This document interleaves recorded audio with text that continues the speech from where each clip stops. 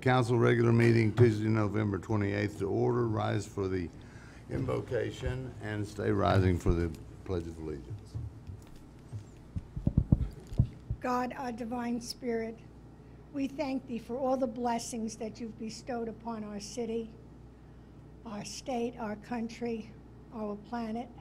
We ask that you guide us so that the decisions made this evening are for the highest good of our city. We ask that you grant peace to all of us, to the whole world. We ask that we can love one another. We thank thee. Amen. I pledge allegiance to the flag of the United States of America and to the republic for which it stands, one nation, under God, indivisible, with liberty and justice for all. I'm going to speak here, okay? When you're done. Okay. Agenda. I got two announcements. Okay. Roll call, Ms. Hanville. Mayor Dale Masson. Here. Vice Mayor Terrence Rowe. Here. Councilwoman Nancy Britton. Here. Councilwoman Jenny Sorrell.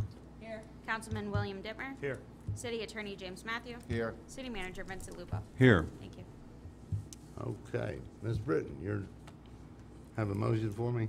Motion to approve the minutes? Do you have a second? Second. All in favor? Aye. Passes unanimous. General public, I have got.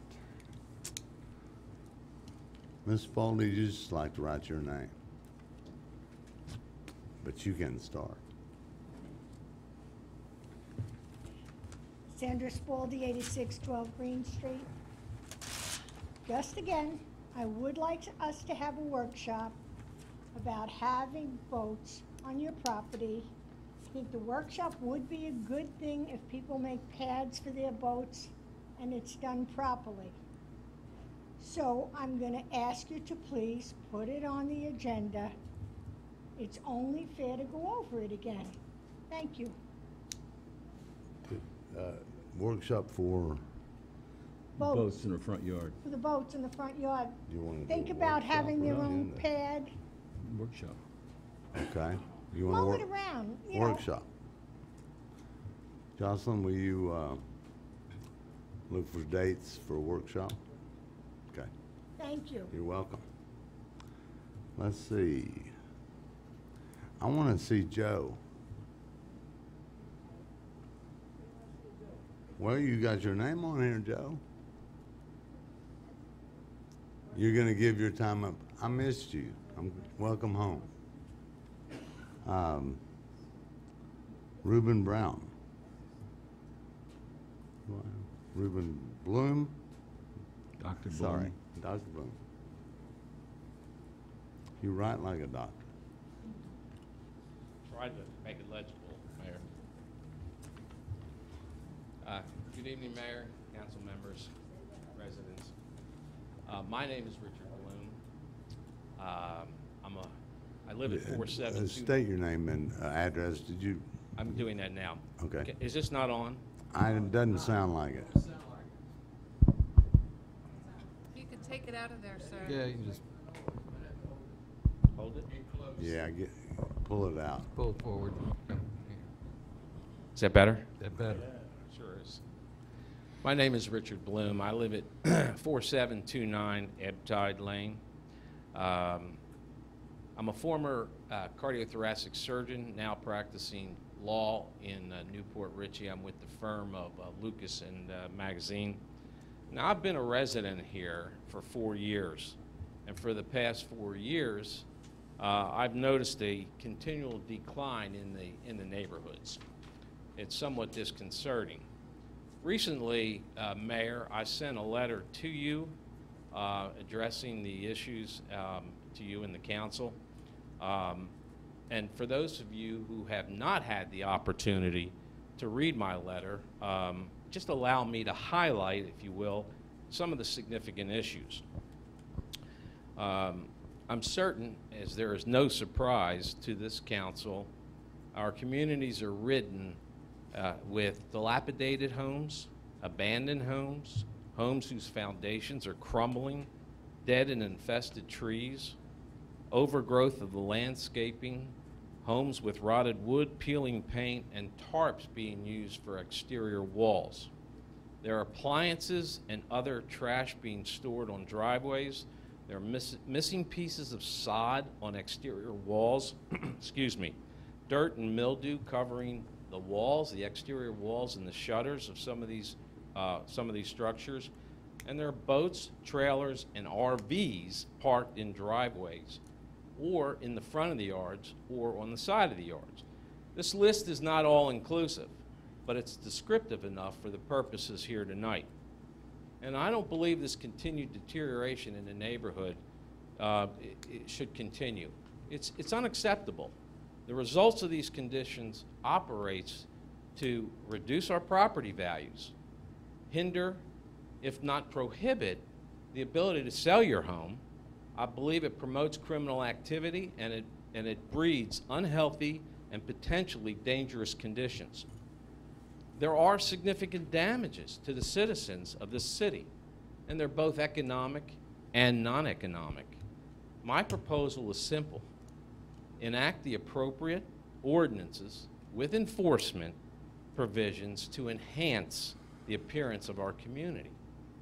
How much does it cost for the city to write an ordinance? I believe, yeah, he's got at least 6 more. Oh, I'll be 9 done more. within 6 What minutes. else? Finally, I asked, who here would not want to see our neighborhoods without the conditions that I just described? What are the contraindications to enact these so-called ordinances? Enacting these ordinances is an amicable resolution to the problem.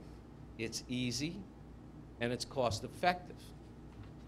The only alternative is to proceed into litigation, certainly more cumbersome and less cost-effective. Thank you. I appreciate your patience and your time. May I ask a question? Yeah, absolutely. Or I actually directed to Jim. Jim, what ordinances was the good doctor speaking of that we don't? Do we have the ordinances and we're not applying them, or do we need to get ordinances? Can I, sir, before you speak? Dr. Bloom, Yes, sir. when I first arrived here, there was only one code enforcement officer.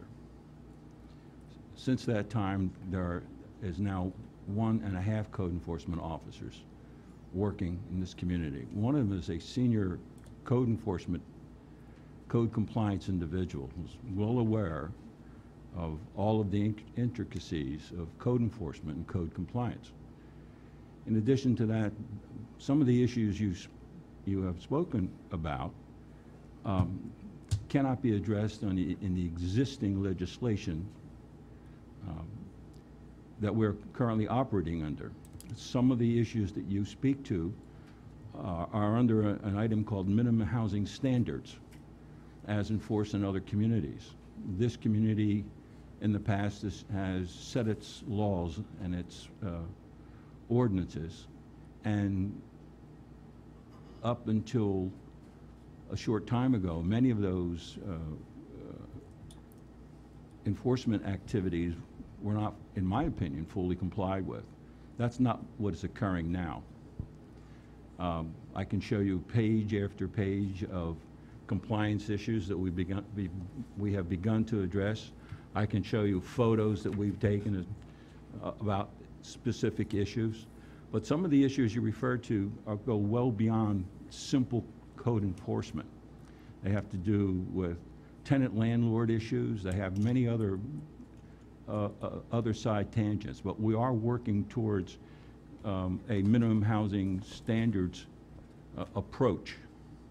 And that is exactly what we'll be doing. And with the individuals that we now have on staff, full-time and a part-time professional, we'll begin to address many of the issues that you've outlined in your document.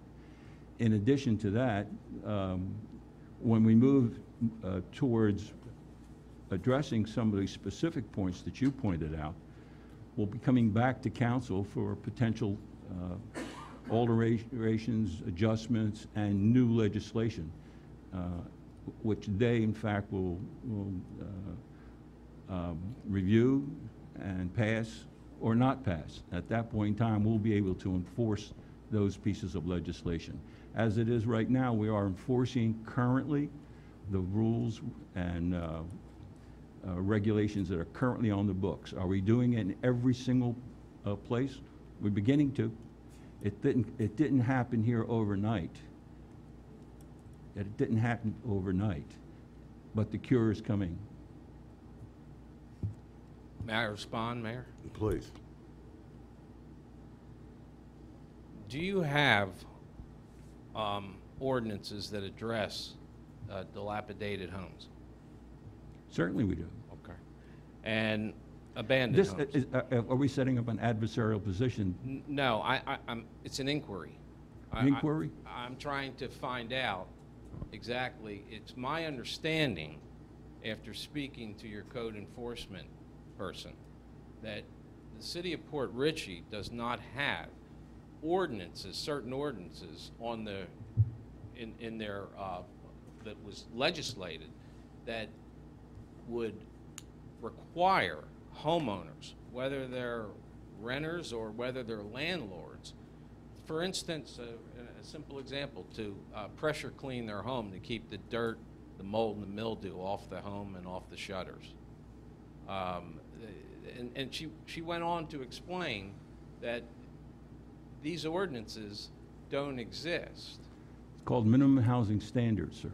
Okay, well, listen, let me be frankly honest with you. I'm a little out of my, my domain here, speaking to this municipality about ordinances when my area of law is medical malpractice and personal injury. But As you're aware, I'm an administrator. I follow the rules and legislation passed by my council. We are attempting to come forward with suggestions to alter or modify those pieces of legislation that will enable us to do different kinds of activities that we have not been able to accomplish. Evidently, that's the information that you received. Some of that information is 100% accurate. Some of it is part and parcel of another community's overview. So consequently, there are changes that are en route. But again, coming from one single code enforcement officer, we now have 1.5 code enforcement officers. One of them is obviously one that you've spoken to, who was a competent senior professional. And my only concern is can that code enforcement enforce what needs to be enforced only if it's an ordinance that can be enforced, and there's some ramification to the homeowner if they violate it and it's broken. That's my only concern. What I'm hearing from you, Mr. Lupo, is, and it sounds encouraging, that the council and the city are moving in a direction to improve the looks of our neighborhood. Correct. And to minimize what appears to be a debilitating and just a neighborhood that seems to be continually on the decline rather than something that needs to be improved. I agree with you in part of your statements, but this community is coming from a position and it's moving to a different position. And it's going to happen as quickly as legislation will allow it to happen. We're moving in that direction, that's all I can tell you. Well, I mean, I don't think you can ask for anything more than that. I mean, if you are telling us that you're moving citizens and the residents of the community, that you're moving in the direction to improve the appearance of the communities through legislation, that's all that I've asked for. We're going in one step further than just simple code enforcement and code compliance. We're putting together a grant program that'll encompass approximately $50,000 towards this very effort that we're talking about to help enable some individuals to accomplish enforcement, code compliance, giving them a grant to help and assist them to achieve those goals. So it's just not a simple, here's the law, you follow it, or you're going to get cited and go to court. Here's the law, please follow it. We'll assist you with some finances to accomplish that goal. It's a multi-pronged attack, and that's the direction we're trying to move into. And that seems like an appropriate direction. Thank you. Now, in medicine, things move rapidly, as the mayor and I know, and I'm sure many other people. In law, it crawls like a snail. And in legislation, I have no idea about the speed of how you folks get things done. Are you talking about months, years? I assure you that the issues that come back before this council will be debated fully in public. There are issues that may in fact divide this community, but that's a legislative decision that this town's fathers will have to decide based on their presentation to the public and the public's input. You'll have people who want to put boats in their front yard. Other people will say absolutely not. You'll have people who want to put their trailers in the front yard. Other people will say absolutely not. Those are the issues that will be debated, along with some of the more critical issues concerning appearance of structures, maintenance of structure, those various issues. It's a multi-pronged attack. Well, I thank you for that. Certainly. That was extremely helpful For for me. the Thank you. audience and all of our, is the minimum housing Standards. standards federal, No, state? no, sir. Minimum housing standards are a set of standards that are developed for your specific community by the legislators, which is this body sitting here, after consultation. So it's this community's minimum housing standards. It's the minimum that you will accept, that your community will accept. And that is exactly what Dr. Bloom was addressing. Thank you. I appreciate your time and your effort. and Thank you, patience. sir. To address your timeline, it will be much slower than you and I would like to. Thanks for that candidness.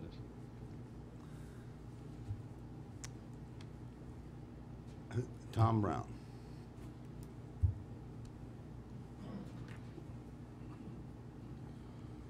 Thomas Brown, 7436 Candlelight Court. I would like to know when Peter Schatzel is going to be here to address the 2016-17 city expenditures. And I would also like to say, as far as code violations, I have reported many code violations and nothing has been done. The most blatant was a resident was permitted to build fences on property the resident does not own and the city does nothing.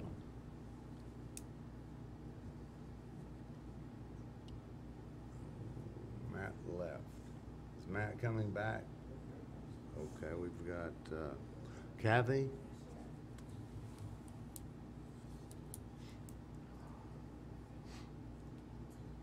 Kathy Todd, 5113 Mallet Drive, Fort Ritchie. First of all, I hope all of you had a good Thanksgiving, so I hope that turned out good. My concern is that hotel. Now, we fought and got that other raggedy piece of crap tore down, finally, the one at the corner of coming into, across the south side of the bridge. The next one up, Riverside Inn. You guys, from the street, from 19, it's fine. You go by it, it looks, you know, it's fine. But we had shopping carts and everything else along the water down, you know, you could see that crap where bums and homeless and whoever else took up residents. On the backside, they're fenced. They constantly are ripping the fence down, coming through the fence. Their trash is what we drive by, which is what Dr. Bloom was mentioning. He sees that on his way. We have mentioned that. I went to the hotel myself, and I've spoke to the manager and said, look, I'm going to city council if you guys don't get this in check. It's filthy, it looks awful, and it degrades our property value. I have other properties. I have no incentive to build on my properties in this city because of this trash. So, you know, I take pride, which most of us do and probably should if you don't. But my concern is this hotel now, I would like it brought to the attention for you guys, whoever needs to get on them and let's get that part of it off, done. You know, down, let's tear it down. I'm good with that. But no, it doesn't have to go that far. Just clean it up. Ms. Ma'am? Yes. Ms. Todd, let me first tell you that the property you're talking about is not in the city of Port Richey. That was my, yeah, you know, I thought that too because It's of where not they in are, the city of Port the way our Richey, in the lines city go. of Newport Richey. Okay, We have called code enforcement in the city of Newport Richey to address the issue. If you just look a little bit further up the road where Port Richey starts, you'll see all the new trees that we put in, all the shrubbery that we put in, going all the way down the street right to Whiskey River.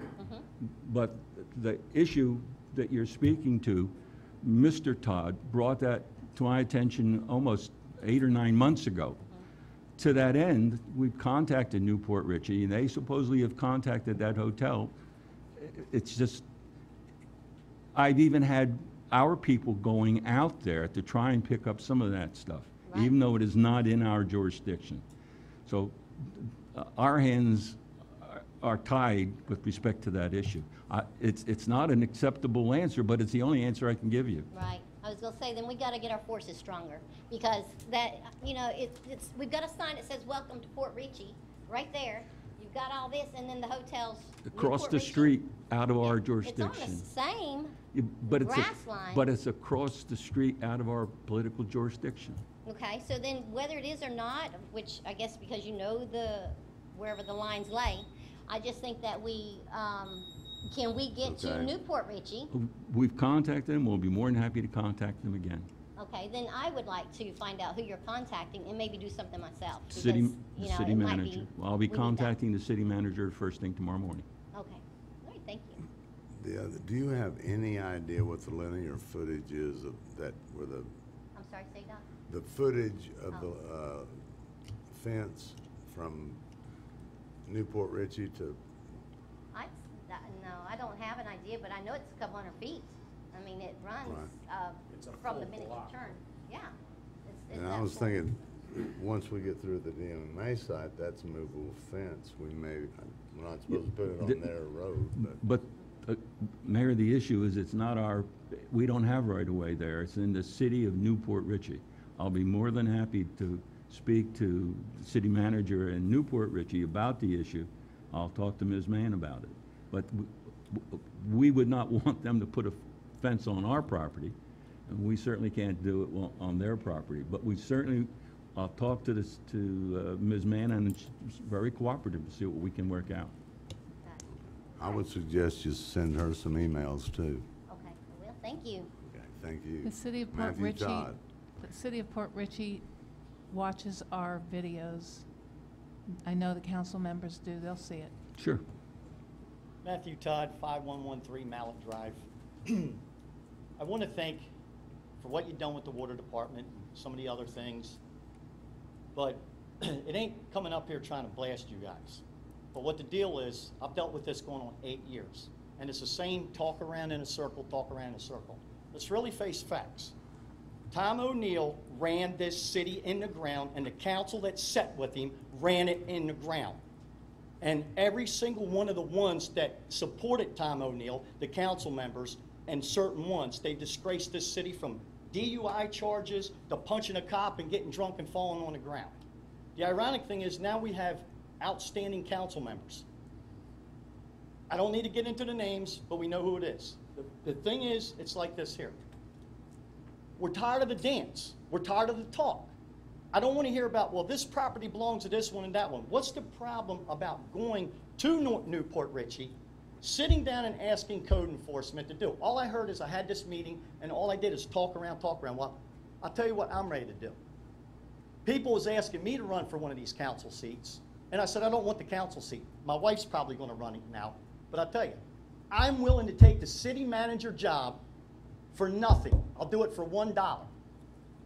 And the deal is, I got stake in the game here, just like everybody else that lives in this town. Okay, all this talk, because it doesn't affect them. He doesn't live in the city. They don't live in the city. It doesn't affect them. It affects my property values and everybody else and every resident that comes up here. They don't want to come up and say anything because they're worried about the retaliation. I'm tired of this done, this excuse, that excuse. I'll be honest with you, I just, some of the stuff that I hear that comes out of here, you might as well take your dog, Mr. Mayor, and sit it there and turn the backside around because you'd get more of an intelligent conversation than some of the stuff that comes out of their mouth.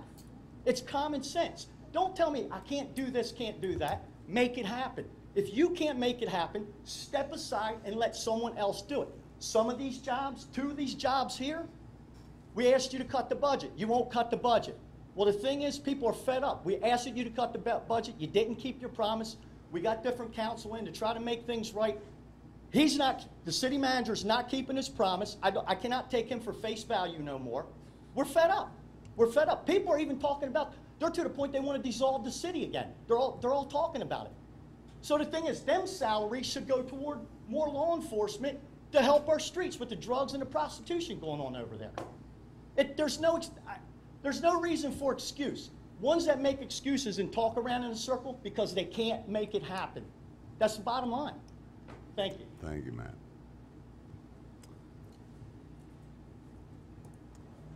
Would Leonard Lord? Evening, Mayor, Council. I trust you had a great Thanksgiving and hope you have a good Christmas. Couple of things. First of all, as far as code enforcement goes, I know we've, Mike Glass and some of us help Newport Richey. That's what Somebody Cares does. If we can connect with that, we try to help do these things, particularly where people don't have money and, really have needs and sincere. So we just want to be there to maybe help with some of that because we don't charge. So that's what CareFest is that we do. So just make ourselves available with some of those. We've pressure cleaned Salvation Army, their sidewalk, and trim bushes along 19, and they've done a lot of things. But anyway, just want to let you know that we just want to help take care of some of those things. Real quick, I'm sorry I didn't. Leonard Lord from I pastor 8114 Leo Kidd Avenue. Just like to invite y'all to our Christmas dinner. That will be December 13th. It's a Wednesday evening at 6 o'clock, and it's a community event. We would just be honored if any of you would come. We particularly like it when the council, the mayor, city manager, chief, anybody comes out. That way the people can personally meet them, and if you want to say something, and just be a good time, so I want to make that available, okay? Then the other thing I saw on the agenda tonight, if it's okay, I would just like to encourage our captain coming up. I think he's going to be sworn in a little bit. So if it's in order, I'd just like to give him a little welcome into the position gift, if that'd be okay, Mayor. Would that be fine? Absolutely. Okay, we're just, I tell you, we were blessed with Officer Basello. He worked with us in the community, helped us with people, and I know with him gone, matter of fact, the captain even kind of razzed me. I wasn't qualified to helping him out with what's going on, but he's got a better man here. Understand about 20 years, so we just really want to be there for you any way we can help. Okay? And so we just want to pray the Lord protect you in this new position. Lord, we just thank you, Lord, for our new captain to be. Lord, we pray for he and his family, and Lord, just watch over him, be shield and buckler. We ask the Lordship of Jesus, protect and keep him in Jesus' name. So Lord bless you, sir. Congratulations. And that's from just the area churches of Somebody Cares that just want to work and encourage and help you all together. So Lord bless you. Thank you, Mayor. Thank you, Council. Appreciate it. Lord bless you. Anyone that did not get notice want to speak? Okay, seeing none, let's bring it to the city manager's report. Yes, Mayor and Council. First of all, for those who may not be aware of the fact, Mr. Tom Kurtzer, who is a member of our community for many, many years and a member of our Board of Adjustments, passed away. And I just wanted to make sure that everyone is aware of that fact. We had an incident occur last week, and it involved a police officer who managed to apprehend an individual who was carrying a concealed firearm that happened to be stolen. And that's the kind of dangerous work that our police officers do, and I'd like our police chief to speak to that issue and to Officer Hartman. Yes, for those of you that don't know Officer Hartman, he came to us from Zephyr Hills PD. He had about 4 years with Zephyr Hills, and he's been with us probably close to a year. He did a traffic stop, a car stop, and on November the 26th. And during that car stop, the suspect ran from him.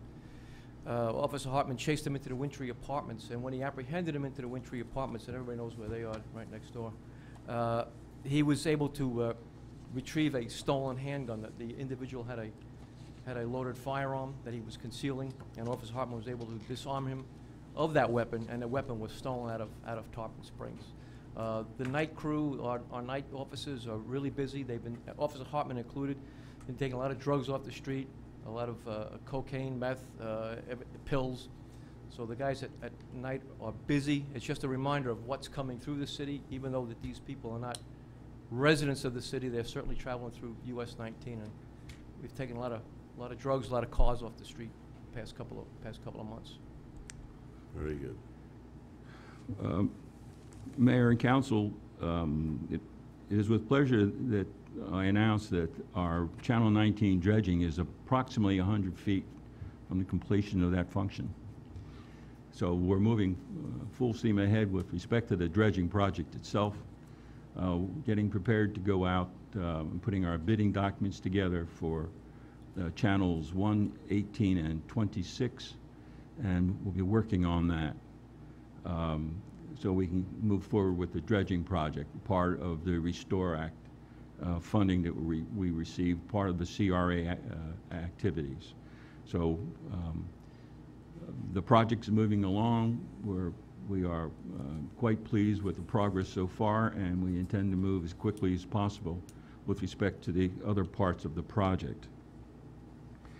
In addition to that, some additional good news is that we've reached a point in our water production to where we will have an annualized savings we anticipate next year of approximately $440,000. We are currently projected of not acquiring any water from our current water sources. So that process continues. Our complaint calls with respect to water are down. We are moving along as best as possible for absolute water independence. Now, there's one other issue that I would like to bring to council, and unfortunately it's not on your agenda because we just received the last bid in, and that is on this air conditioning system. We have, I would like to present to council the bids and the low bidder so that we can move forward with the repairing this air conditioning, because it's really been quite awkward. The bids are $20,800, $18,335, and $17,903. The low bid is by Johnny Cool Incorporated of Newport Richey, the amount of $17,903, and I would request council's concurrence and so we can get this done. I'll make a motion to create an emergency action for this air conditioner. Second. Okay. This is for the The other bids- entire building? This is for the units in the back for most of this entire building. They are, we have a bid from Johnny Cool in the amount of $17,903.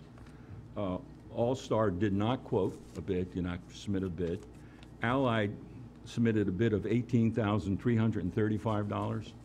And Farrell Air Conditioning quoted a bid of $20,800. What were the different units? They're all the same issues, all the same exact things. Ream, crane? Oh, excuse me. I'm surprised we have two. Carrier three-phase 15-ton split system, 460 volts, 38 ALD A16 AO B6 Do you have a SEER number? R22 system, rechargeable. I don't have a serial number on here. They're all the same. While you do that, maybe I can find them. Are they all carrier? Carrier. I don't know who they are. Actually, they're all, this is the lowest bid consistent with what we had requested, the proposal. We have two large air conditioning companies within our city, and we don't have a bid from them? No.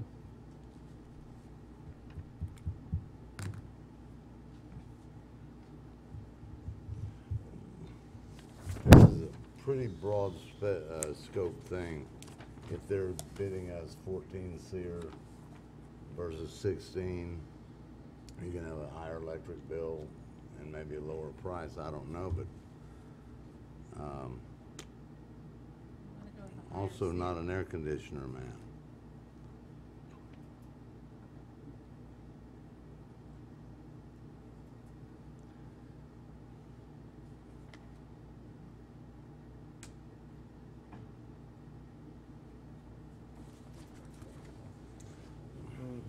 I don't know what to say to you. This one doesn't say a No, none of them. Don't worry. Well, I don't know how you feel, but these things, if it's a 14 SEER, it's kind of being phased out. The higher the SEER, the cheaper the bill. Yeah, more efficient. And the different brands certainly carry different, Trains, carriers, probably a better one. Well, the low bidder is a carrier, has quotes a carrier. What's the The SEER? second bidder is a carrier, and the last bid is not a carrier. but it's, we don't know what it is. None of them have Sears. No, no. Comfort Maker, whatever that brand is, that's from Farrell. Never heard of that one. I don't know. I would say, if we've got a vote and a second, leave it to Mr. Luke. That would be for creation of an emergency action. We have to vote on that first. Okay. And once if we do decide to do it as an emergency addition, then we can address it. We can't do this over the phone, can we? No. No, it's stuck I hate with for you guys to sweat, but this is very serious if we don't know. Which year car are you buying? Doesn't say the Sears on there or anything? No, That's a terrible it says That's, yeah. Because I don't get a bid like that in my home. Carrier AC and heating system, 15-ton two-stage. Remove and recycle old equipment. Clean and flush refrigerator lines with RX-11. Repipe and insulate refrigeration lines. Reduct air handler as necessary. Evacuate system to 500 microns to ensure it is leak-free. Install filter dryers and edge stage. Install smoke detector. Reconnect electrical supply. Circuit breakers excluded if needed. Taxes, material, labor, and crane services. It's going to take a crane to get it in. Then it has See, and maybe at that level, Sears are not a big to-do. I don't know. I don't either. That's a whole different ballgame. See you later. At a higher level. Second, we buy Listen, I looked at it real quick. Sure.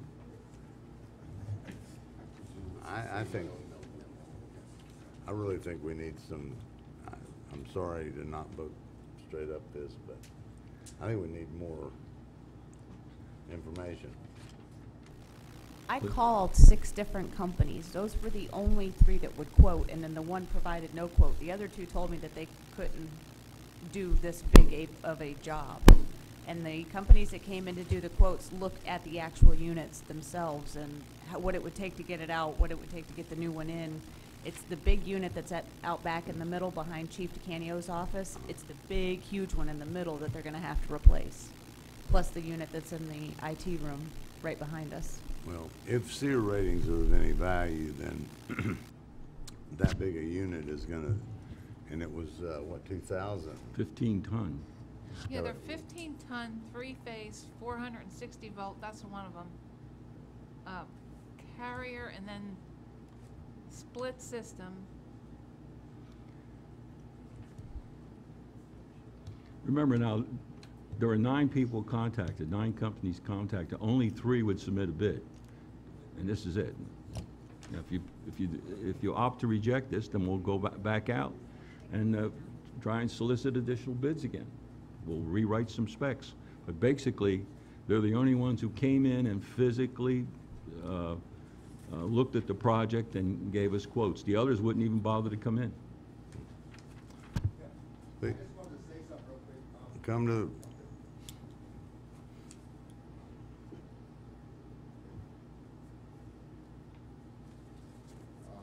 my name is Jerry Griffin, 7638 Deidre Circle, and I just wanted to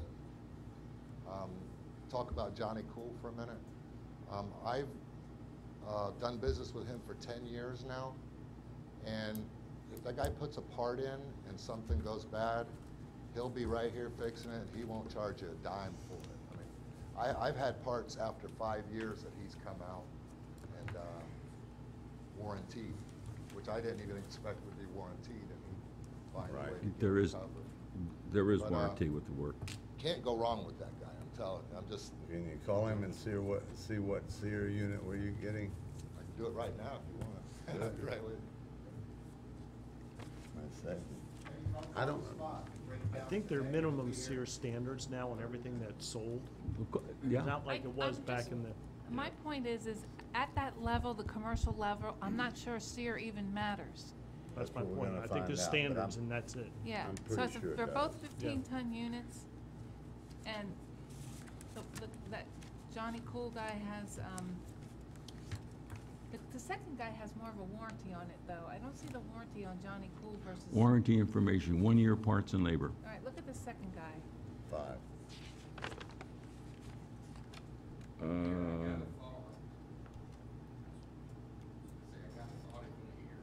Please, we're community. I'll tell you, Mark Abbott is taken care of at the church, the Act Center. I know a big church up there, and he's the one that's just always looked it over and had real sense with it. Now, whether he's somebody you just want to, somebody here call and have Mark look at it, I mean, he's just really cut ways and did great things for us. He just put our new units in over in our fellowship hall. Just a thought. You may know more than that than I do, but I mean, that's a guy that's honest and giving. He's put them in for widow ladies and all kind of people. He's always wanting to help and bless, if you know Mark. So if anybody just wants to call him and run it by him and get his expertise, because he's, you know, he seems to know his stuff. Okay? Okay, thank Just you. give you that thought. What's the warranty on the second one? The warranty on the second one is 2 years labor, 1 year parts. This, the first one is 1 year parts and labor. Well, you know, if they're saying that this is not been bid on by any, you know, and we have this issue all the time, we cannot allow our employees to continue to work, you know, like this. So let's do the emergency approval and then make a decision.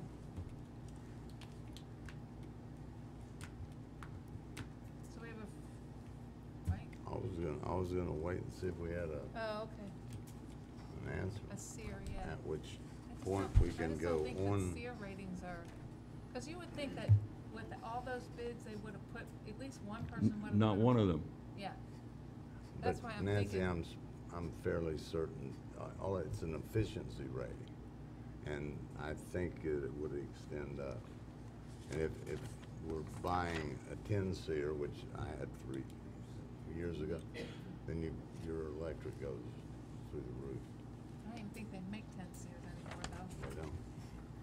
14's the lowest. Oh. and- Oh, please.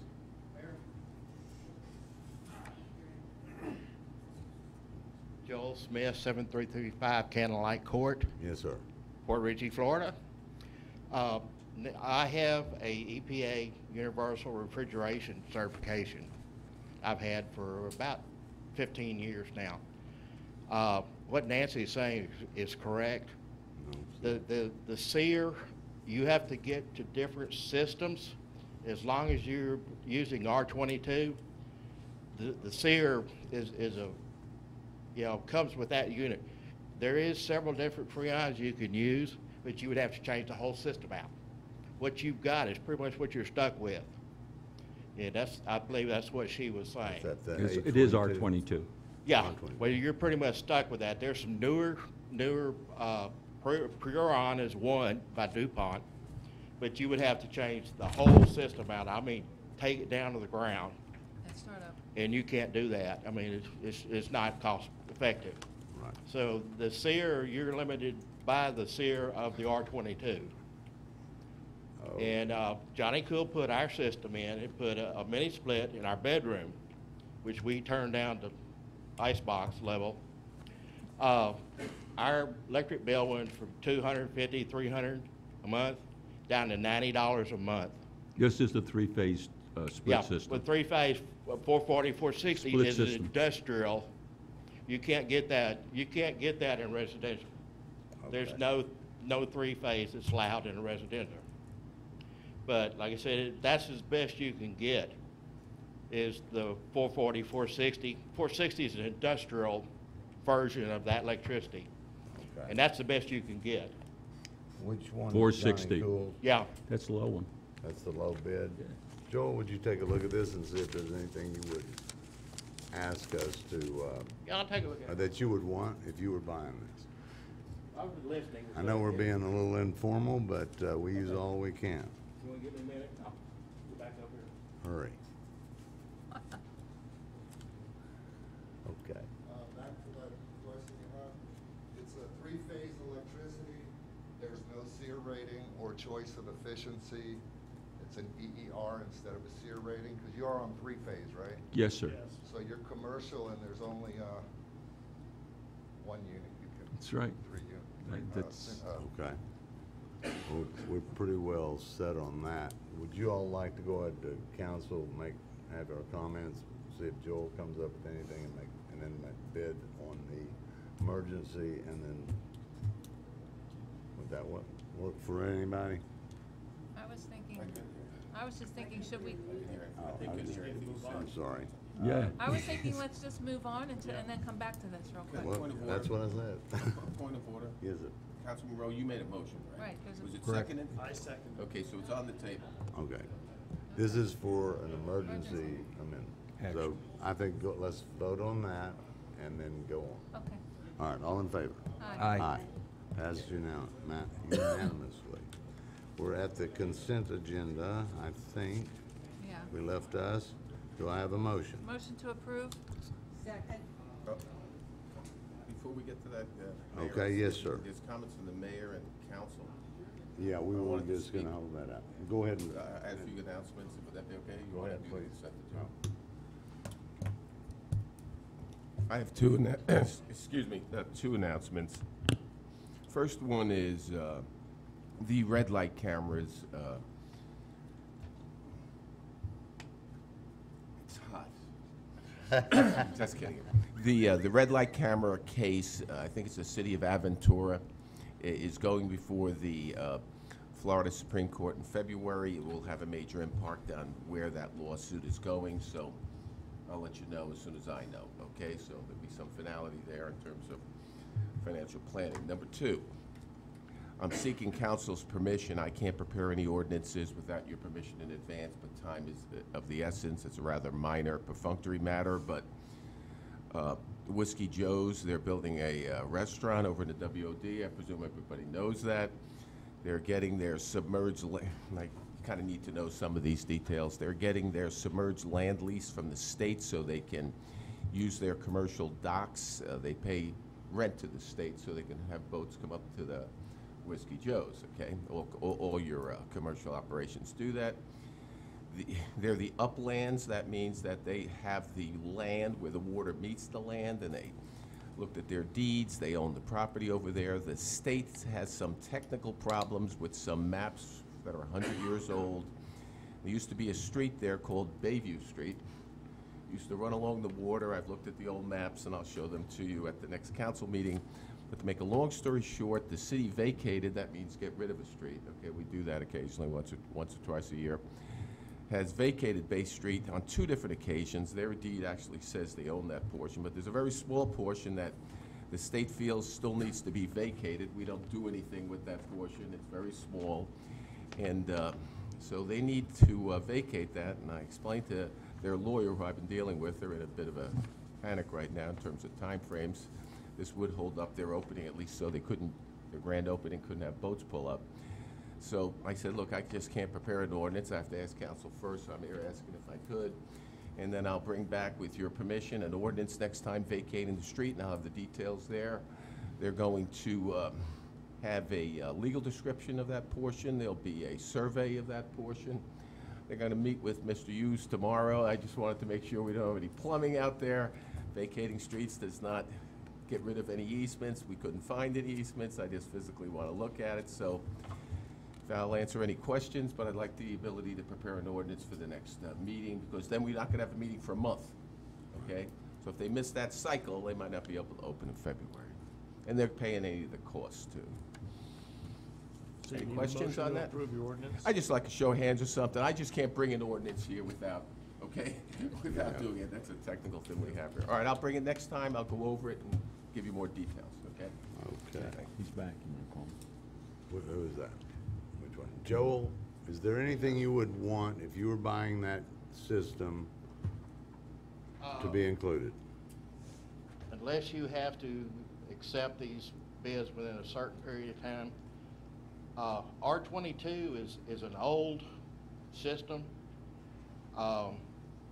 First R12 was phased out. R22 was supposed to be phased out, but they didn't because there were so many systems still in operation. It's real expensive, the Freon itself. It's been several years since I've had to buy any, and I only bought small 5-gallon jugs of it. Right. Of 30-pound jugs. Mr. Lupo may want to look at that and see what, because at some point it's going to be phased out entirely. It's already supposed to have been phased out. But with your standard system that you've got, it may last, a long time. Okay, so, but it comes fully charged?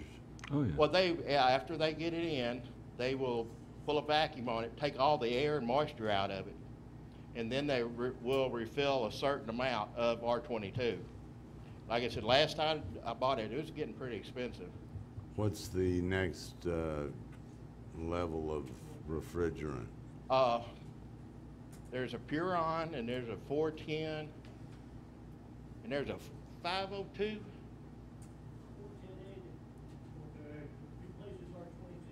Yeah, there are replacements for it now. Okay. And like I said, but there's more than, you have to change the compressor, you have to change the filters, and where that cost comes in there, it depends. Pretty heavy. For y'all need to find out. Like I said, there's alternatives. Okay. And you may want to look at that. As far as it goes, this seems this pretty much standard. I mean, Right. you're limited to the 3-phase. You can't go any lower because then it does shoot the electric bill up.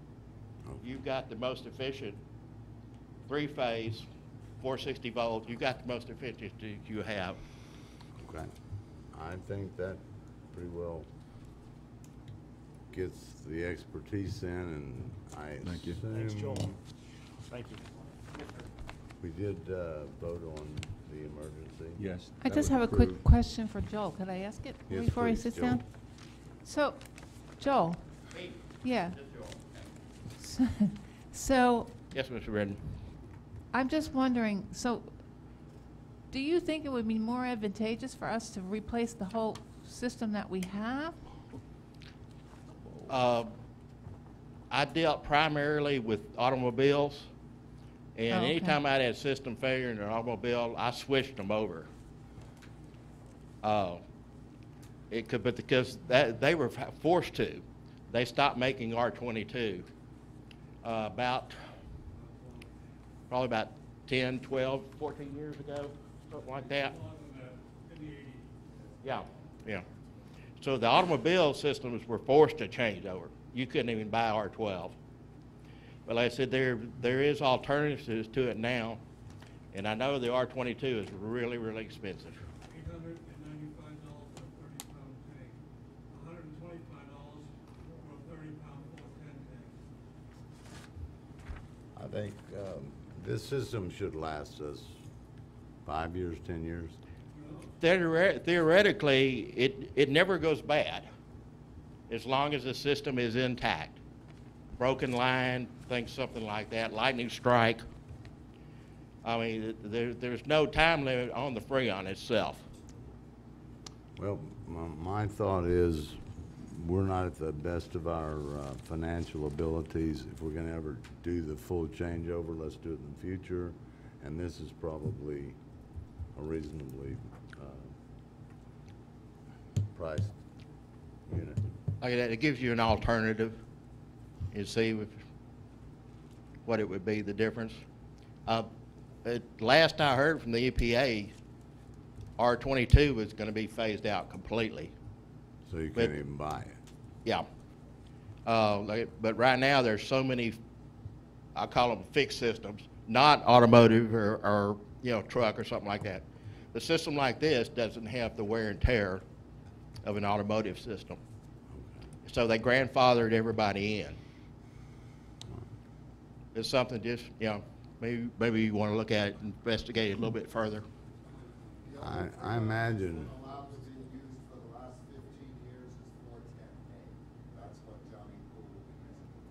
That's what's in our system too. Okay. I think I'm getting hot enough to vote for anything.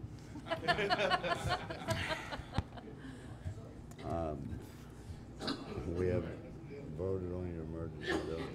Was that answer your question? Okay. Yeah, so you can just go ahead and. So now I just need a. Open it up as an item. Go ahead. Open it up. Do you want to make a motion to take Johnny Cool? Yes, I'll make the motion to accept the motion from, or the bid from Johnny Cool in the amount of $17,903. $17,903. Second. I have a motion. I have a second. Everybody's talked. Any other thoughts, Nancy? All in favor? All in favor? Aye. Let's get it done.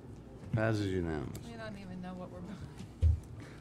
It's the best of 9, it's the best of 9 efforts. Okay.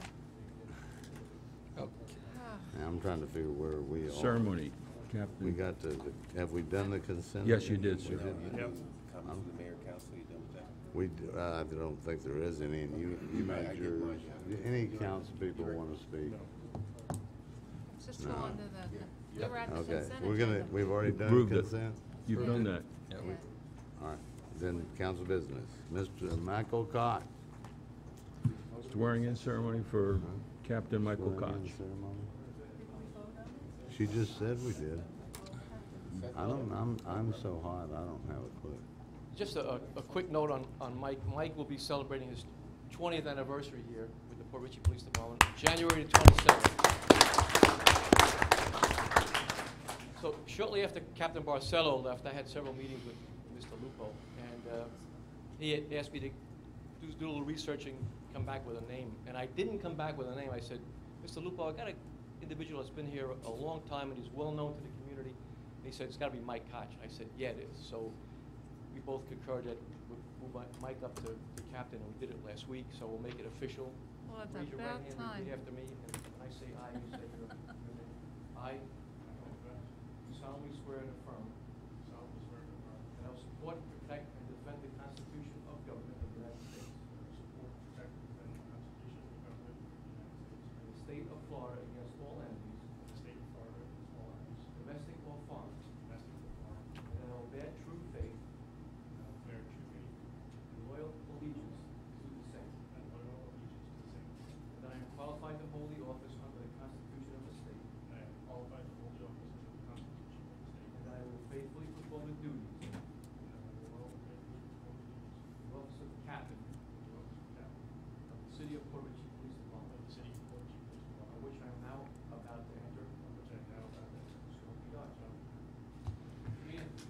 Hoorah!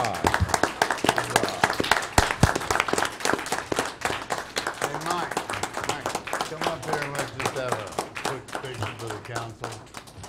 Jackie, can you handle this? I can handle this. Cecil B. DeMille, come on up, Mike. Congratulations.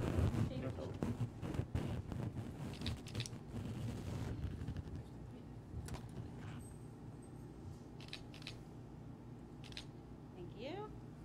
Get these, Everybody want to scoot in for a full photo? Come over here. Too hot. get that side. Everybody's too hot. I don't want them smelling me.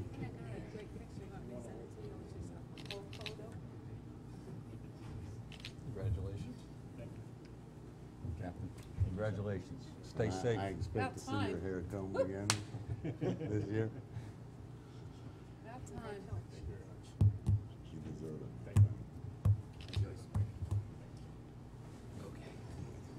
Now he needs another dog. They're doing a full photo. What are you? Yeah, sure. Yes. We're doing a She needs another dog. Nancy, you want to get in there? We're doing a group. Okay. How do you want to do that? Rose between, There you go. rose between the thorns. Come on. Yeah. Michael, scoot over just a tad. Perfect. It's fine. Thank you very much. All right. Cecil B. DeMille, she does well. Do you still have the dogs? Passed away. Thank you. Thank you. You still have both the dogs? No, Bruno is still with me. Dutch passed away last year. Oh, well, it's time for another one. Whoa. Too much. Bruno needs to have a woman some time for a while. Yeah. Yeah. Your mom will probably kill you. Well, did- Mom is gone too. Oh, she passed away? Oh, I'm so sorry. When did that happen? In May. Oh, I didn't know. How was Oh. Real quick, if I can get 2 seconds, I just want to express my appreciation to Mr. Dubrow and the chief, with not only consideration, but their That's the thing that was handed to you, Where at? the discussion, both abilities. discussions. You got this thing, it was handed to you by Bill.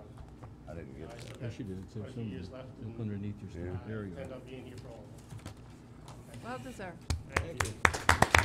Thank you, Mike. Okay, discussion on boathouses, I guess is where Mr. we're going. Muse. Mr. Muse.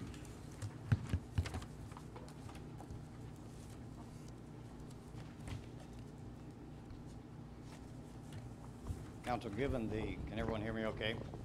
Yes, sir. Given the levity of some of the criticisms that have been leveled at us tonight, I have reservations about presenting this. You have to but, put that up.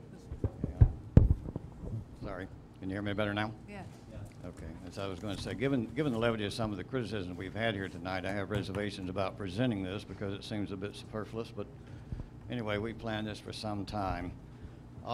If you'll take your packets that I passed out to you that staff prepared and look at it, on page 2, it clearly says of our zoning ordinances, section 10-2279, boat shelters and boat slips. All boathouses and boat shelters are prohibited within the corporate limits of city limits. Conversation over. Pretty well done. Now on page 3, there is a contradiction, and this is part of what we're dealing with. I've been dealing with in the year I've been here of some of the problems with the codes. It says no construction of any type. Anyway, basically it says that someone can resubmit or submit plans for approval by the council. And I have to tell you this, is from the staff, we're not going to present anything to you to approve that clearly violates what previously we just said. So we have some conflicts, we have some problems we're going to work with. Now, number 3, if you go back to the first page, definition of boathouse, this comes from communities where there are boathouses. And let me say this, let me take off the hat now as from the zoning department, put on my architectural hat. As an architect, I really don't have a problem with the boathouses as long as they're done well. That's probably the biggest problem we have. There are some issues. Let me go to the definition. It says a boathouse is generally a curved structure with direct access to the body of water. A covered structure with direct access to the body of water. By the fact that it's a covered structure, it must meet the Florida Building Code. And that means that it cannot be a floating dock. It cannot be a dock that someone expands. It has to be driven, the piles driven into the ground because it must meet the wind load conditions of the Florida Building Code. And of course, somebody say, well, it's a dock, it can't fly. Well, let me remind you, airplanes fly. So these things certainly can pull out of the ground and fly away. So that's an issue that has to be done. The fifth item is Architectural Review Committee. We are the stewards of these waterways, and we need to really look at these boathouses. There are some areas where they certainly could add a quality of life to the area. There's areas where they're going to create chaos, and I'm not sure I know how to do that yet. We'll have to work through that with some work sessions. If you can go to page 4, we've taken some, actually it says page 1. We've taken some photographs of some areas and some boathouses. Here's just a simple boathouse, which is just a covered structure covering a boat. Page 2 is a more elaborate structure which has a dock on top. Page 3 is a similar variation of that. Page 4 is another variation of it, although it has a garage door closing down the boathouse, so it makes that makes some sense. Page 5 is a very, very nice articulated boathouse. It looks like it probably will handle 4, 5, 6 boats in there, but hopefully those are the type things we're looking for. The next page 6 is another very, very pleasant boathouse, which I think we'd want to try to have in the area. And page number 7, I wanted you to look at that one because if you look up in the upper right-hand corner, you'll see a little structure there, and that, to me, as an architect, is the very thing we don't want. We don't want these little, just add-on type boathouses. What has to be done because of the fact that the code says we cannot do boathouses is it has to come back to council. Council has to pass a resolution, whatever it is, to go back and direct us to rewrite the code or work on the code, and then come back to you with it. Would obviously require some work sessions, but this is a serious event. I don't think you should take this lightly. I mean, boathouses, these things can get out of hand, as you can see. So, with that, I'll close it and answer questions. Yes, sir. I noticed that all the pictures are waterfront homes that don't have a lot of neighbors, and I can't imagine on our canals having boathouses that. Oh, there are canals, and this part of the zoning will have to do a zoning plan. There are canals where we clearly cannot put boathouses in there. Right. Very definitely. And yes, sir. Another question. It says you can go no more than 22 feet into the lot. That was just a guide from a homeowner association of one. We would have to work on that. Is that allowed to be done? If you were on a canal, let's say, and they wanted to put walls in 22 feet and build the boat No, house sir, no, sir. inside the canal? I'm sorry, I should have X'd that out. That actually is a boat ramp, and you can't do that. Okay. We can't do that. So that's not a boathouse. I apologize. Should have taken that out. We have to look at this very closely because you could have war. Yeah, what And about are we only obstruction talking? of view issues? I know if my neighbor put it in, it would, out my back window, that's all I would It'd see blow was you. boathouse. Yeah, of course. Of course. So, So that's gonna be an issue for a lot of people. I think what Bill said was it really can't go on a canal. Yeah, the issue is pretty clear. What made it extremely difficult to put any kind of structure, as was originally discussed, would have to meet just about all of the current standards that included how it's put, where it's put, hurricane, wind loads, et cetera. And it's absolutely impossible to do on any of the finger canals. There's no question about that. The only place where it could possibly, and that again is I say this with real trepidation, is on a non-canal issue. On the and bayou. on the side, on a or the bayou. river. But even there, you may impinge on the view of your neighbor, and that evidently is why this community over the 75 years has decided not to put any closed structures in. That's not to say the council can't come up with some way to divide a baby, but at this stage of the game, staff doesn't see any way forward on this issue unless council wants to really get in and roll up their sleeves and have a wide open city discussion, which Well, I can see canal owners on the very end maybe being able to put up, because they're not blocking anything. The issue is you can't pass law, I'm not the attorney, but I don't believe you can pass specific law specifically for that kind of issue. You'd have to create a whole new series of laws to dictate what you can or cannot do and where you can or cannot do it. And that's the issue.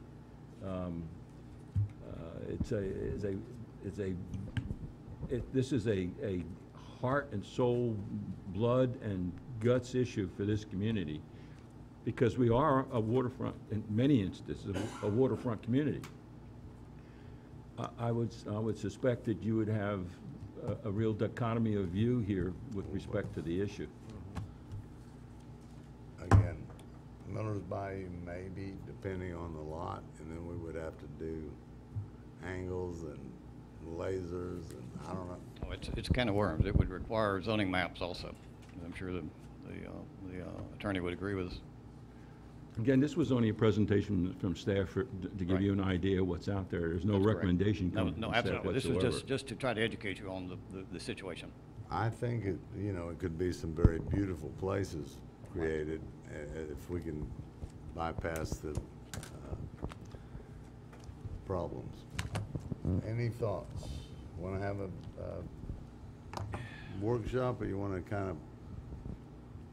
I don't know, the only way that you can see it is if certain particular, like people who live on the bayou, but how many people is that going to affect really? Like I said, for 10, me, 20. That's all I would see if I looked out my back door. Yeah, the canals view are of people pretty living. much out. You know, even like for my house, because I have really no neighbors, but I really do. I have one neighbor that if he looked out, my boat probably already, causes a view problem for him. And I guess a boathouse would make it worse.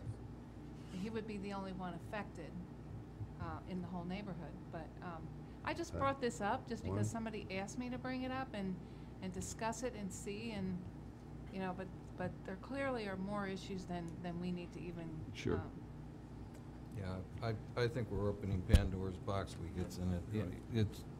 I agree with the Vice Mayor. It would be nice for some people, but I hate to do all that work for just a handful or less.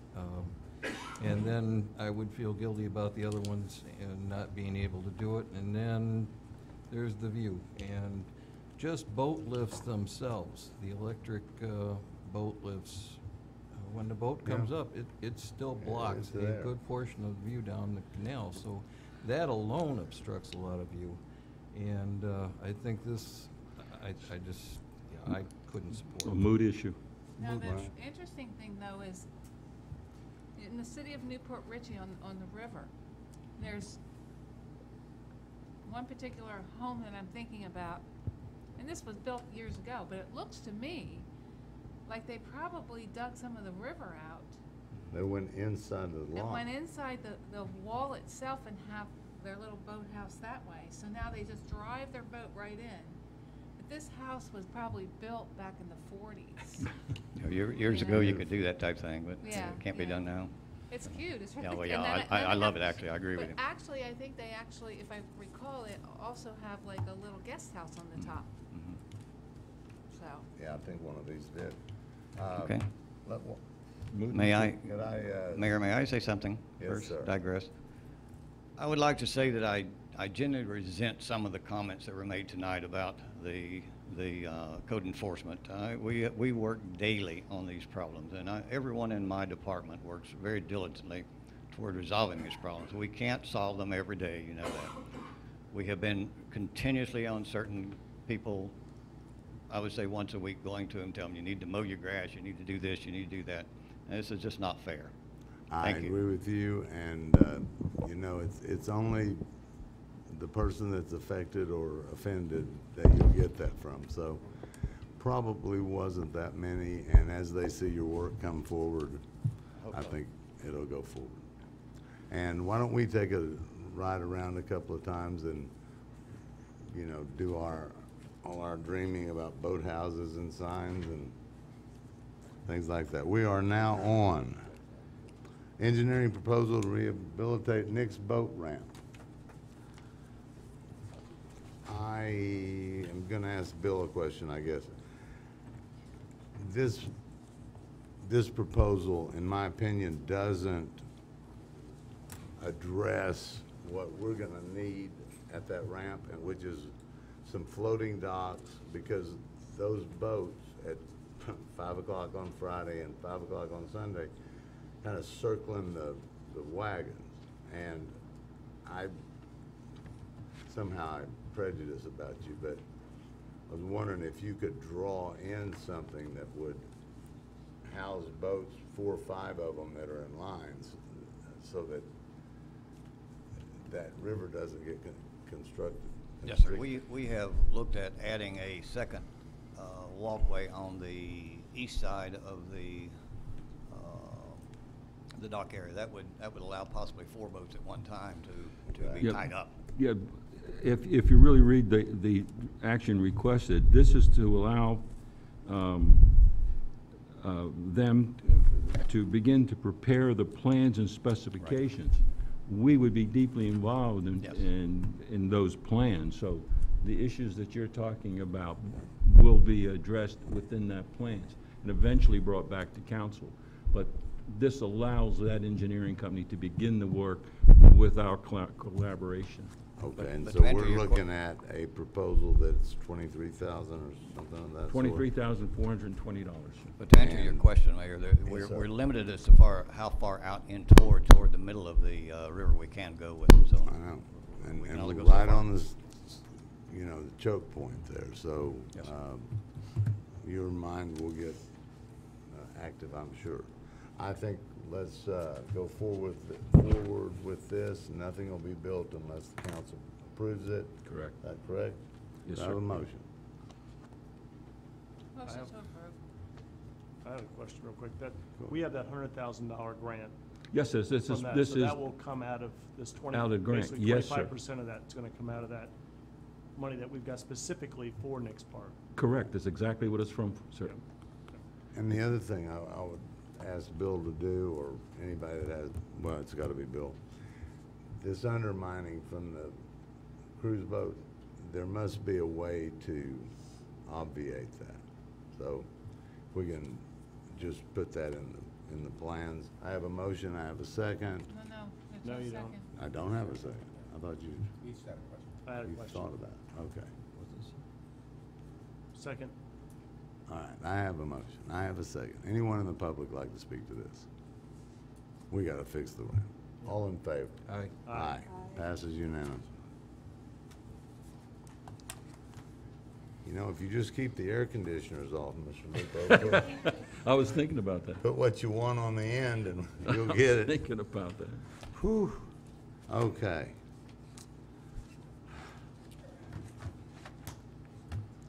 We got more for, wonder what we could build with for the surplus vehicles we get rid of. Can we get a permit to make a reef? I'm very serious. I'm very serious. I don't know, to be honest. I can tell you this, you need one. I'm Yeah. guarantee you'd be the Seriously, best I'm if sure we you get couldn't a tell permit. anybody where the reef is. This is the first time that we actually had a vehicle on this list that actually has value. Did we look into what the value of that Polaris actually is? Ryan, would you like to speak to that? Is that the ATV? Yes. Did we look into what the actual value, normally the cars aren't really worth anything, and there's actually a vehicle on here that actually is worth something? It's not And a I was just car. wondering if we looked into what the real value of a 2017 Polaris RZR is. Yes, Council, my name's Officer Ron. I'm the impound lot coordinator for the police department. The Polaris is a impounded vehicle. For the impound, we have to send those to auction pretty much through abandoned property. That individual didn't respond in a certain amount of time, so after 105 days, once it exceeds that time by city code and state statute, we send it out to auction. Per our code, we can only charge $1,700, and I think it's either $75 or $50. That is a $200 administrative fee, and that is 105 days at $15 a day for storage. So that adds up to that fee. So anything over that, the city would not be able to keep. We'd actually have to hold it. And that's something finance would do, is hold it for that individual, that owner, over that assessed fee, that $1,700 fee. And then that individual has a year, I believe it's a year, to pick up that fee. And if they don't, then that's when the funds get turned back over into the city. But that's probably a $20,000 vehicle. He paid $13,000 cash for that vehicle. Okay. It's brand new. So when it goes to auction, we're gonna get basically, it doesn't matter what it sells for, all we're gonna get is the admin fees and the $1,700? We would get whatever, like, let's say it sells for $6,000. Right. We would get the $6,000 minus the auction fees. After such, we would hold the $1,700 as out of that $6,000, and the leftover, the fees would be held for a year until that individual would, if he doesn't pick it up, the city would reclaim that money. Okay. All right, and is there any way at auction, can you preset any kind of, I know some auctions you have a minimum price. Is that done at any of these auctions? The bids start at scrap at Tampa Machinery Auction for $250. Then they are opened up the normal bid with increments of $100.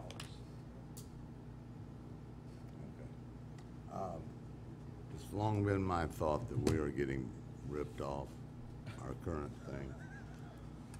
And I can't believe Bill Gregoire leaves. Council, do whatever you want. I don't think this is as efficacious, and we'll We live in have mind. other alternatives to look at, and We're- we've discussed those before. We're doing it right now. Yeah. We are? Yes, Why sir. don't we just hold on to these until we do it? We really can't, We by can't. law. By Yeah, law, what? right now, Mr. Mayor, they're actually at Tampa Machinery Auction, pending auction. They're there for storage. Our back lot can only hold so many. Okay. Before I arrived, we had approximately around 100 cars when I started 2.5 years ago, and it was a lengthy and timely process to get those vehicles out of the back lot. It actually caused blight to the city hall of how many vehicles were out there. Insects, rodents, cats, everything like that, accumulating in the impound lot. But So that's currently, that- we have 24 in the impound lot. That's not including the 13 that are currently on your list to be auctioned. Out of those 24, 12 are to be auctioned in February, so you'll be seeing another list coming up soon. Okay. Now, this is that transfer of the vehicles from here to Tampa that's free? You saying the transfer from here to there is free? I'm just making Okay, fun. That's what those- Mr. O'Neill told me. Yeah, the tow fee, actually, we do have to pay to have it towed out to Tampa Machinery Auction. Flatbeds will accumulate 1 to 2 vehicles, and it's a $250 fee, and that's deducted out of the auction. Okay, so we lose 200. 1 to 2 vehicles per flatbed. It's about $250, and that's deducted out of the auction fees. And barring we had FDLA problem with that auction right there, we could auction it there. That's correct. We did have that was before my time as the impound lot Right. coordinator. We did have an issue that was there. I don't know much about it to speak to it, but currently I'm doing, the city manager, the city attorney, we've spoke, and the city is doing the most efficient way and the most non-liability way to get rid of the auctions right now. Well, I don't know how you all feel, but eventually this needs to change because Bill assures me we can make a lot more money, and why not? So, but you look like you can do the job that he needs done, so what do you want to do? Surplus? I'm going to make the motion for you, Doc, to declare the vehicles listed as surplus. Okay. Second. We got a motion and a second. I suggest we put it on a reef, but all in favor? Aye. Aye. Done. Do you know what kind of fishing we could create out there? I think that's it. Anthony. Old business, I'm sorry. I've been a bachelor a long time, I forget. I guess. Anyway, I hear that Nixle is up working. Is it going to be easily accessed by the residents? This is bad. Yes, you can text your zip code to 888777 to receive text message alerts, or residents can register on Nixle.com.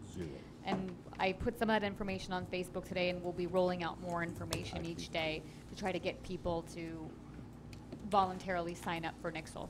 Are we going to be able to communicate this to the rest of the residents on maybe their water bill? Yes, I spoke to the utility billing supervisor about that already. Awesome. That's great.